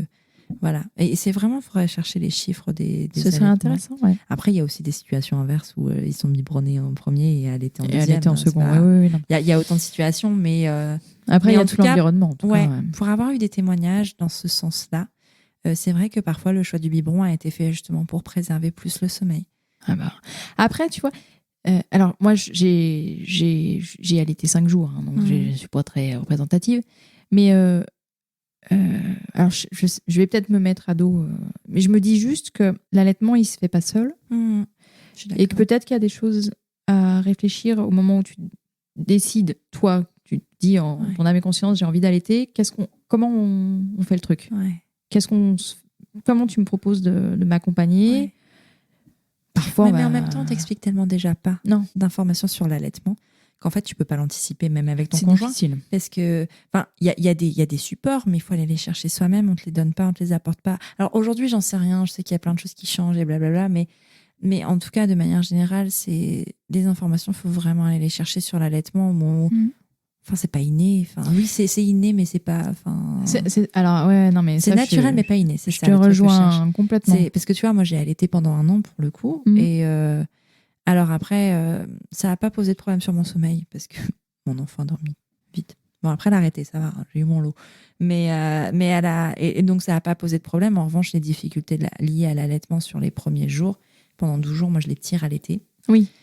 Où en fait, mais jamais je vais penser que ça allait être possible, en fait. Donc, moi, je tirais mon lait et mon mec, il donnait le biberon. Et là, Donc, en fait, il y en ce à avait quoi je juste pensais. aucun qui a un répit, quoi. Parce que même la nuit, il fallait que je tire mon lait pour entretenir la lactation. Tu sais, c'était toutes les 3 heures. Et maintenant, tu vois, au début, après peut-être, tu sais, quand on s'est installé, quand les bébés, peut-être au moment de la diversification, enfin quand ils ont moins de besoins en tout cas et qu'ils réclament moins, mais au début, c'est tellement tout le temps. Pour le tir allaitement, après, c'est pas une vérité générale, c'est la mienne en tout cas. C'était toutes les 3 heures, il fallait que je mette un réveil, même si ma fille se réveillait pas pour tirer allaiter. Et il se pouvait que pendant que je tirais mon lait, elle dormait, mais si elle se réveille pendant que je tire mon lait, mon mec il se réveille, il s'occupe du biberon. Puis après, en fait, en pleine nuit, parce que le tire-lait, t'as que un set de trucs, donc en fait, tu dois te taper la vaisselle à 3 heures du matin. Enfin, tu vois, c'est plein de trucs comme ça, où t'as pas forcément ça avec un biberon de lait en poudre, parce que ton biberon, tu le mets dans ton évier, tu le laves le lendemain, on s'en fout, tu vois. Là, pas du tout, parce qu'en fait, tu sais que 3 heures après, t'as besoin de ton matériel. Et comme tu dois le faire égoutter, qui sèche à l'air libre, en fait, il faut le faire tout de suite. Tu dois pas. Enfin, c'est plein de trucs comme ça. Moi, je me souviens que ça, c'était angoissant au possible pour nous, parce qu'en fait, il n'y avait pas de répit ni pour lui, ni pour moi, sachant qu'au bout de 11 jours, 2 semaines, il est reparti travailler, quoi. Ouais. Oui, donc c'est pas. J'étais ravie quand elle a pris le sein. Honnêtement, je suis là, oh, merci. Tu nous sauves. Ça fonctionne. non, mais après, enfin, je pense que pour le premier enfant, soit t'as eu des récits, des choses comme ça, et peut-être que là, tu vas peut-être t'informer. Mais si tu vas un peu en touriste, je pense que il y a plein de choses qui passent au-dessus, quoi. Ouais. Mais toujours parce que j'ai la sensation qu'on est quand même dans des choses où on véhicule quand même beaucoup cette image de l'instinct maternel, de ce que tu vas savoir faire. Donc, on néglige quand même que l'instinct maternel, c'est quand même que l'allaitement, pardon. Ouais. Il faut que ça se mette en place, que c'est pas... Puis en fait, il est lié à tellement de choses, à la santé mentale, au bien-être psychique, au bien-être physique. Enfin, je veux dire, si t'as une hémorragie, par exemple, ta montée de lait se fait pas de la même façon. Mais en fait, il y a aussi ce biais, et c'est vrai, de dire que le lait maternel, c'est ce qu'il y a de mieux pour les enfants, et avec ces messages des institutions de santé qui sont réels, sauf qu'elles ne prennent pas en compte la santé psychique de la mère et de l'état dans lequel ça peut mettre.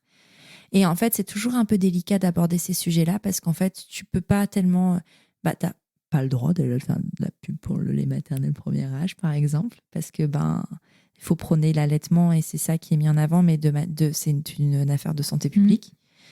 Mais en même temps, tu vois, c'est tellement touchy comme sujet.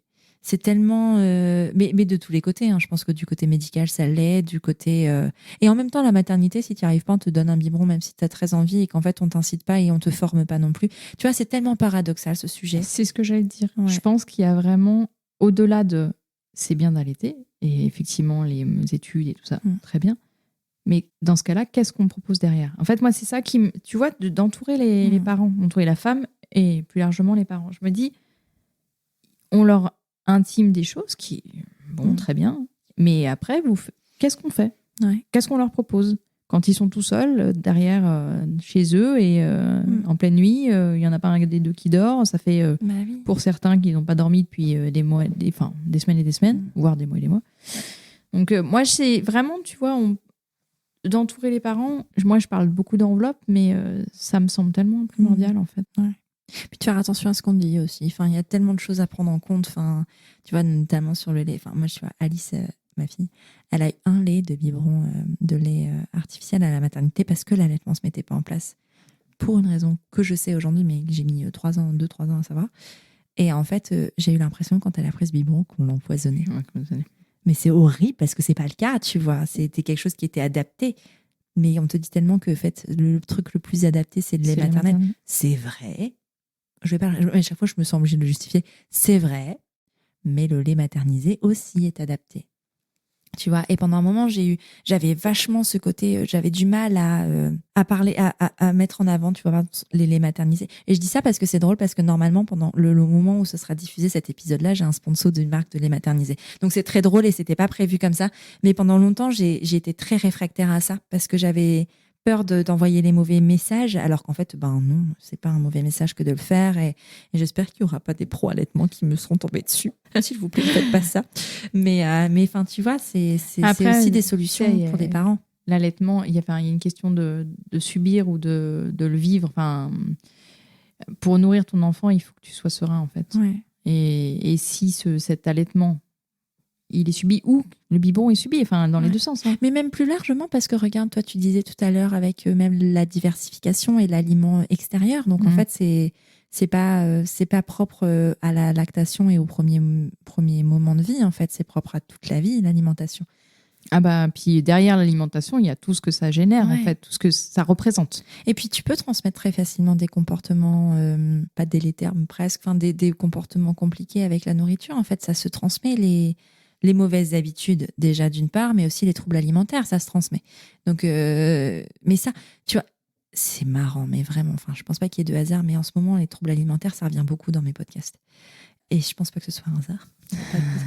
Mais vraiment, on ne parle jamais des troubles alimentaires. C'est un truc hyper tabou aussi, tu vois. Et pourtant, il faudrait regarder le pourcentage aussi de personnes touchées, notamment de femmes touchées. Il y a aussi des hommes et des femmes touchés par les troubles alimentaires qui soient... Et qui sont majorés sur cette période-là. Mais oui, qu'ils soient restrictifs ou au contraire, dans tout ce qui va être boulimie. Et voilà, c'est la même chose. Mais en même temps, enfin, je veux dire, quand tu tombes enceinte, on te dit tu ne dois pas prendre autant de kilos. Si t'en prends trop, t'es tout de suite remis, enfin, on te dispute. Et si t'en prends pas assez, et si t'en prends pas, voilà. Donc, en fait, on est toujours en train de contrôler l'alimentation des femmes, mais on ne dit jamais, on donne jamais nous pour autant les clés, tu vois. Et tu vois, on revient sur cette question quand même de contrôle. Hein. Ouais, donc, c'est ça. Qui est quand même présente d'une manière ou d'une autre au niveau des institutions. Ouais. Mais la nourriture, j'ai l'impression que c'est une des choses qui est le plus facile à contrôler. Dans ce que tu ingères, par exemple. Tu vois, c'est le truc que tu dis, bah, en fait, si je mange pas, ça va aller. Après, dans le côté... boulimie, c'est encore différent, la boulimie, c'est un autre cas de figure, mais en tout cas, ouais, non, c'est la nourriture au global, et c'est pas forcément lié à l'allaitement ou au biberon ou quoi que ce soit, quoi. Non, et puis moi je suis vraiment sur, tu vois, la manière dont tu alimentes ton enfant, quel que soit son âge quand il grandit, ça va te faire toi un bon ou un mauvais parent. Donc ça fait peser sur tes petites épaules des trucs pas sympas du tout. Donc je pense qu'il y aurait quelque chose à travailler, tu vois, là-dessus, dans l'accompagnement des jeunes parents, autour de l'alimentation. Et pas effectivement que l'allaitement ou le biberonnage ou peu importe. Non, c'est quelque chose qui se pense au global, en fait. Et sommeil et alimentation.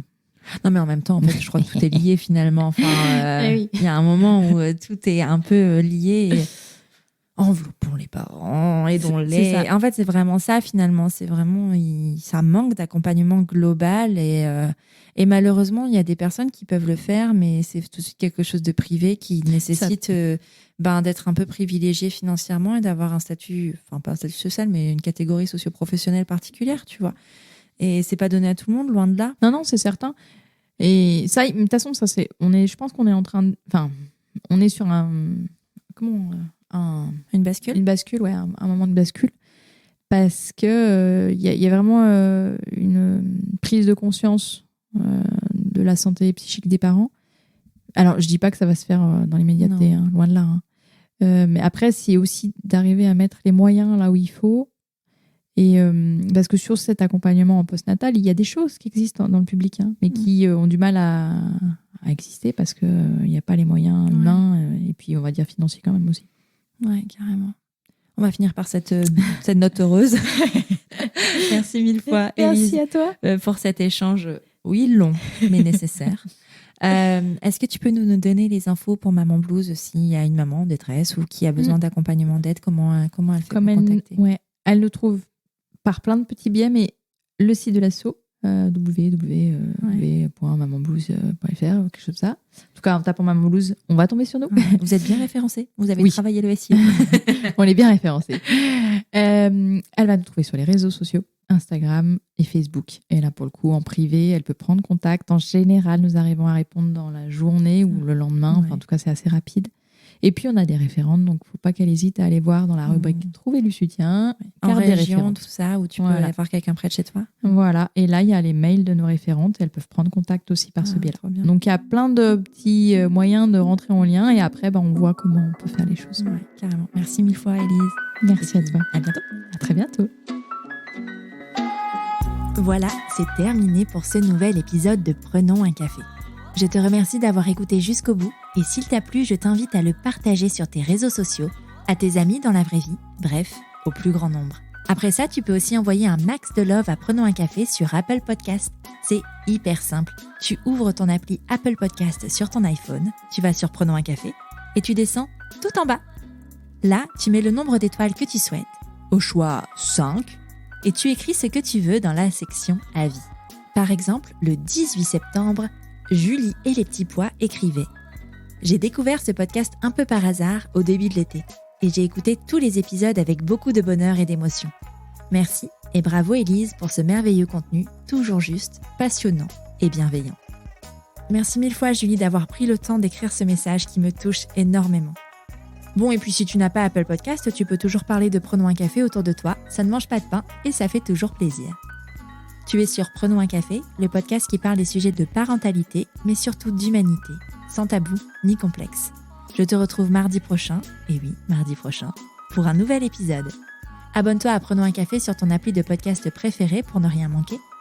D'ici là, prends bien soin de toi, autour d'un café.